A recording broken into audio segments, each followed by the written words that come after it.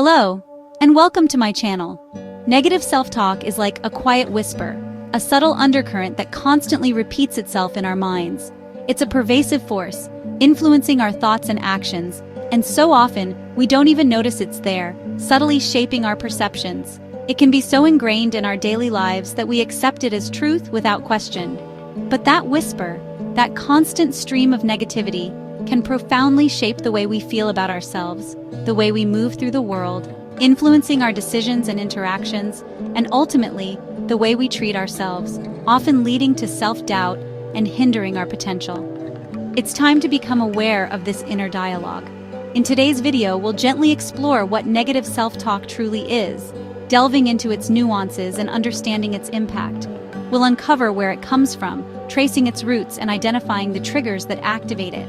And most importantly, we'll learn how to begin transforming it, shifting from a place of negativity to one of self-compassion. By the end of this session, you'll leave equipped with practical tools and effective strategies to help quiet the inner critic, that harsh voice that constantly judges and belittles.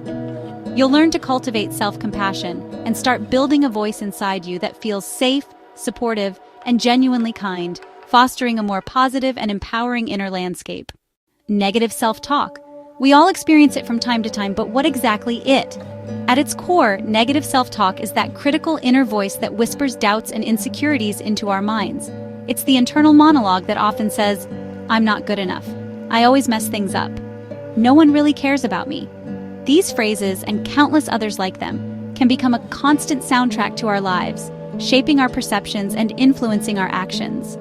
It sounds like our own thoughts, an authentic expression of our inner selves. But often, and perhaps surprisingly, it's not our true voice. It's an echo, a learned response. It might be the voice of an old experience, a critical parent, a discouraging past teacher, or a limiting social message we internalized during our formative years. These external voices become embedded within us, shaping our self-perception. And over time, those words become deeply ingrained patterns, ones that can hold us back from healing old wounds, growing into our full potential, or simply feeling a sense of peace and contentment within ourselves.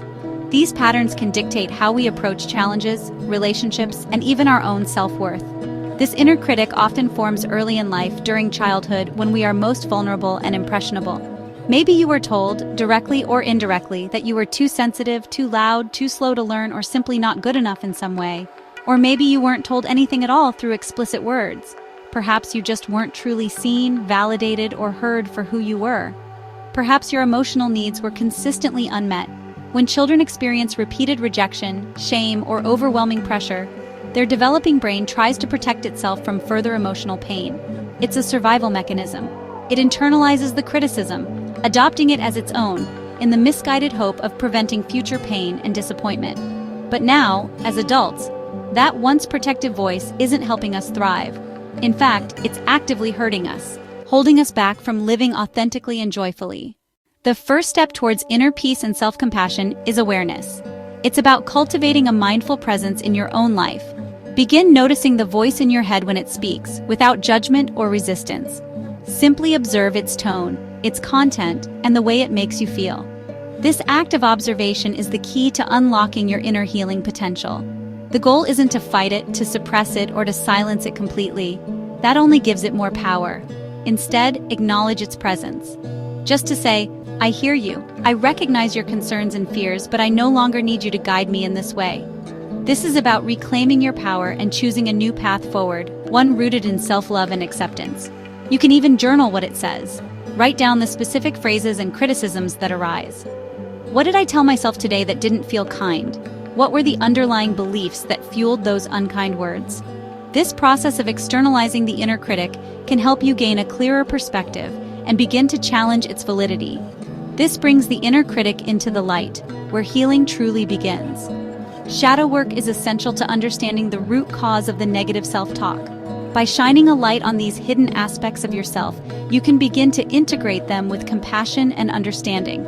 If the voice sounds harsh, judgmental, or overly critical, pause and ask yourself, what would I say to a child I love who felt this way? How would I comfort them? What words of encouragement and support would I offer? This simple shift in perspective can unlock a wellspring of compassion within you. Then say it to yourself.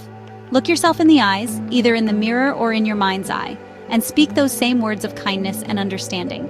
Treat yourself with the same gentleness and compassion that you would offer to a beloved child. This is called inner reparenting, giving yourself the love, safety, validation, and permission that you once needed but didn't receive during your formative years. It's about becoming the nurturing and supportive parent that you always deserved.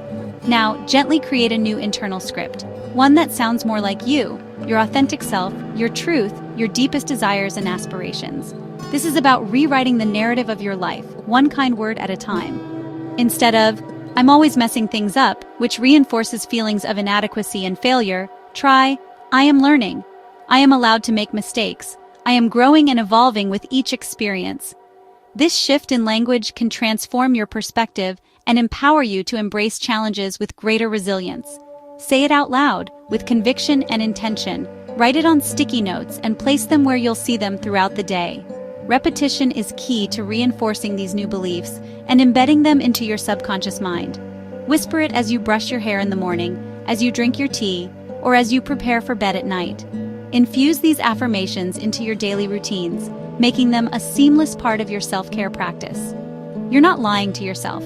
You're unlearning what was never true, dismantling the limiting beliefs that have held you back. Affirmations work best when they feel real, authentic, and aligned with your current emotional state. Start with soft ones that match your energy, rather than trying to force yourself to believe something that feels completely out of reach. I am doing my best in this moment. I am safe to take up space and express myself authentically. My healing matters and I deserve to prioritize my well-being. These gentle affirmations can create a sense of safety, self-compassion, and empowerment. Even if you don't fully believe them yet, repeat them with warmth, kindness, and a genuine desire to embrace them as your truth. Repetition becomes a new rhythm, a new pattern of thinking and feeling that gradually replaces the old negative ones. When the critic shows up again, and it will, because it's a deeply ingrained pattern, don't shame it or try to suppress it. Instead, gently redirect your attention and your thoughts. Say, "I see you, inner critic. I acknowledge your presence and your concerns. I know you were trying to protect me in the best way you knew how, but I choose to speak to myself with kindness, compassion, and understanding now." Every redirection, every act of self-compassion, every gentle word you offer yourself is a healing. It's a step towards rewriting your internal narrative and creating a more loving and supportive relationship with yourself. You don't have to silence your inner critic overnight. You just have to become more loyal to your healing than to your fear, more loyal to your truth than to your old wounds. If this video resonated with you, take a moment today to journal. What would my most loving inner voice say to me right now? Let that be the start of your new dialogue, with your heart, with your healing, and with yourself.